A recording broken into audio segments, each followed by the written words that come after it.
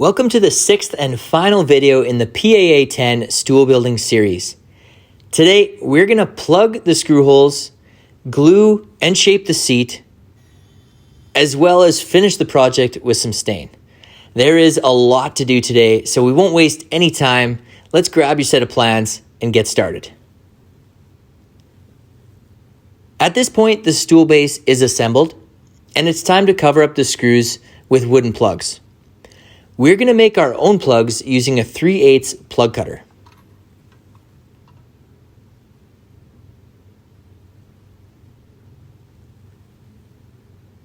After securing the plug cutter in the drill press, find a piece of poplar wood that matches the color of your stool.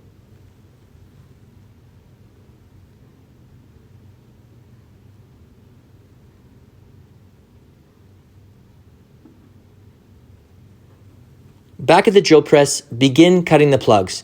Try not to drill too deep or the plugs could get stuck in the cutter. You're going to need to drill 16 plugs in total.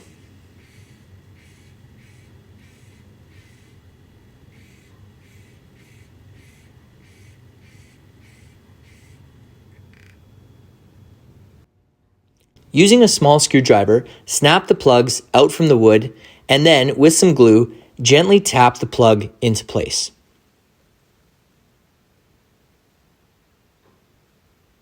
The plugs are tapered on one side, so they'll go in really easily. Make sure the wood grain is vertical, not horizontal. Tap the plug into place until it's a snug fit. Then repeat the process for the other legs.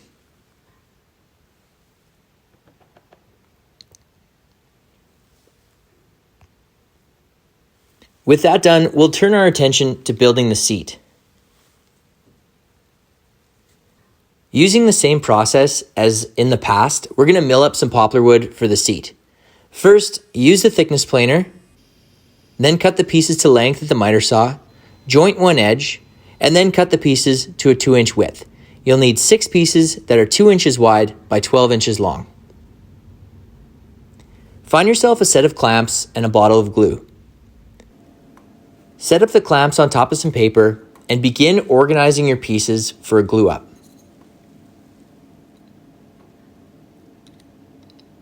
Flip up every piece but the last and begin applying the glue.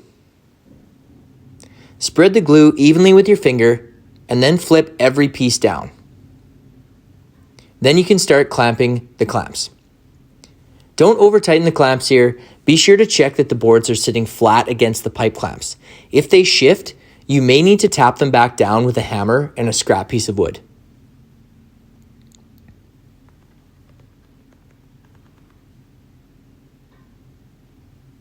Using some wet paper towel, wipe off all of the glue on the top and the bottom of your seat pieces.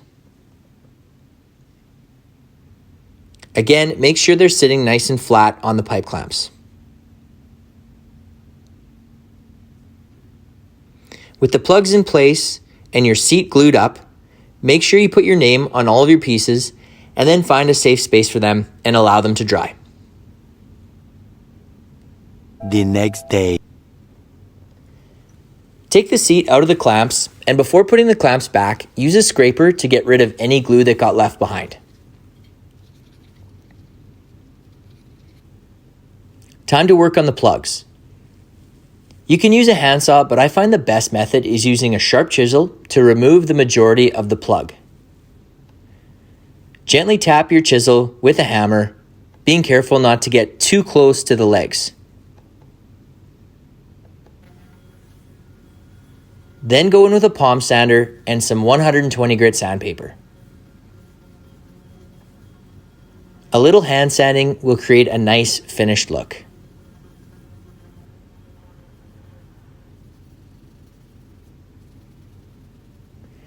And don't forget to round over the bottom of the legs. This little step will protect them from splitting later on.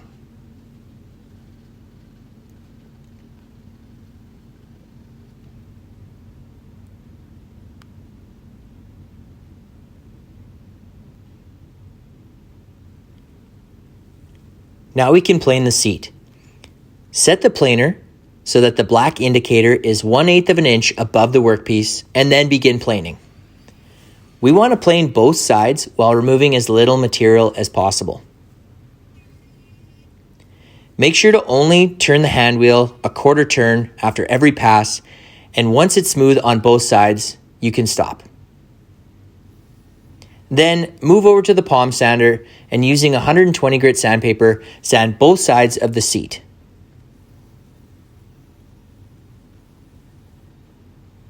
One trick is to draw on the piece with a pencil, and once the pencil is gone, it means you have a smooth and flat surface. Then take a straight edge and mark the center of the seat by marking the corner to corner with a small X. First from one corner to the other, and then flip the straight edge, go from the other corner to the other corner, and mark the center.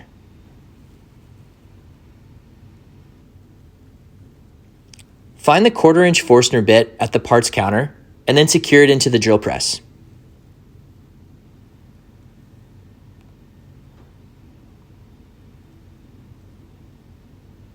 Drill a 1/4 inch into the wood where you marked your X. Use the head of the drill bit as your depth gauge. Once the head of the drill bit is flush to your piece of wood, you've gone deep enough.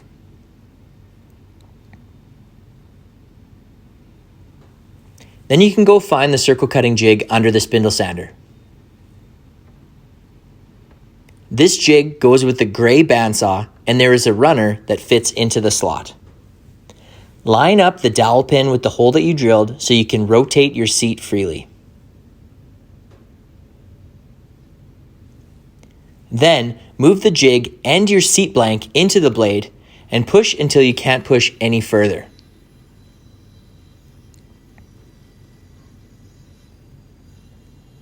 Then carefully start rotating the seat.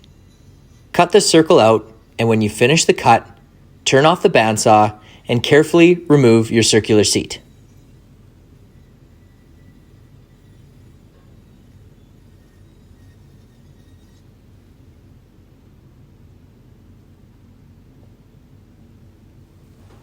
Clean up the seat at the belt sander, paying close attention to where you finish the bandsaw cut.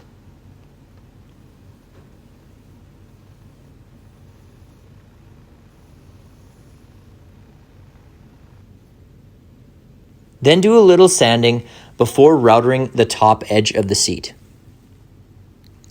Using the paddles, rotate the seat counterclockwise, using the same bit that we used on the legs.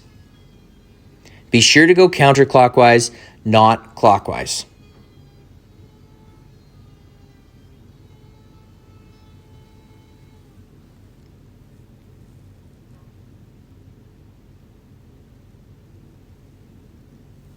Then, after routering, it's time to get into some finish sanding.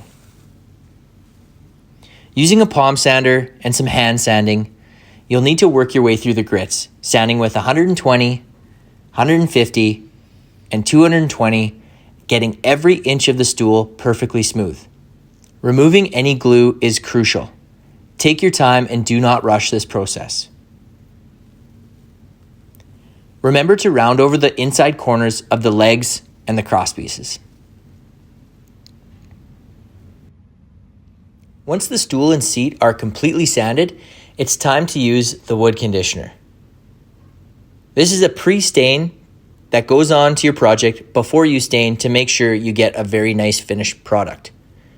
You'll need a set of gloves and a brush, and then set up your stool on top of a piece of paper. Using the brush, apply a very thin layer to your stool. Make sure to coat every surface with the pre-stain. Then clean up your area and allow the conditioner time to dry.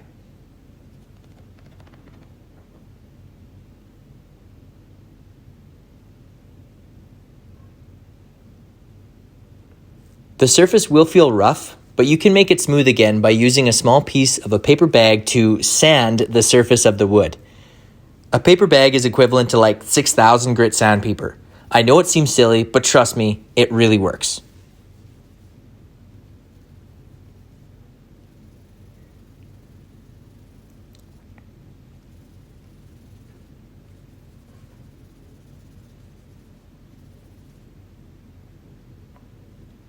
And with that done, we can move on to staining.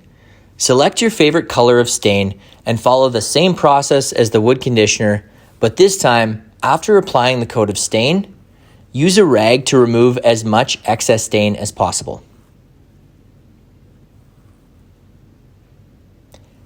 This is going to give you a more consistent coat and ensure that it dries completely and evenly.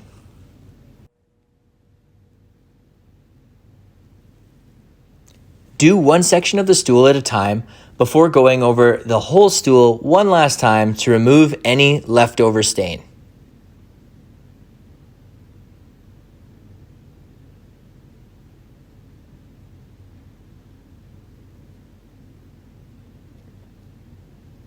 Then, once you've done that, you can take your stool to the back and allow it to dry overnight.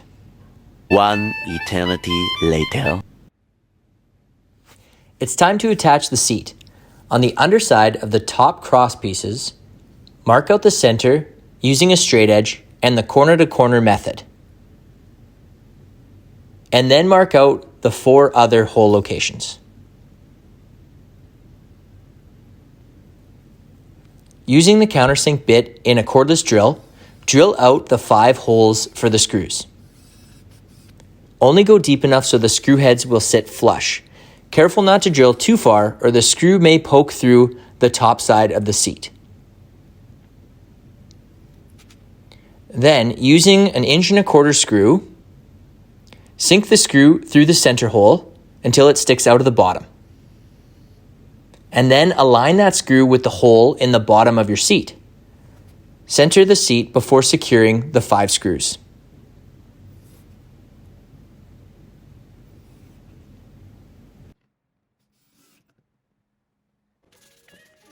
And that's it.